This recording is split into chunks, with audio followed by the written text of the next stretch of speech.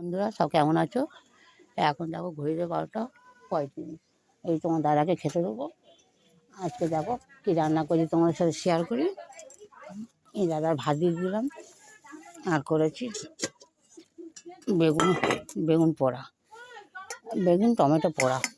এটা ধনে পাতা দিয়ে শুকনো লঙ্কা দিয়ে মেখেছি। শুকনো লঙ্কা দিয়ে মাখলে যদিও খুব সুন্দর লাগে খেতে, তবে শুকনো লঙ্কাটা খাওয়া উচিত না, এতে পেট জ্বালা করে। তো যাক, শুকনো লঙ্কা দিলেই তবে ভালো লাগে টমেটো ভর্তাটা। আর চেষ্টাই করেছি, আর তোমার সবাই জানো আমি একটুখানি সেদ্ধ খেতে ভালোবাসি। দাদা খাক।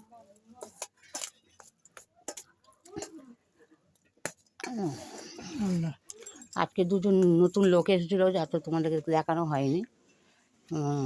এনার দুটো মাসিমা এসেছিলো।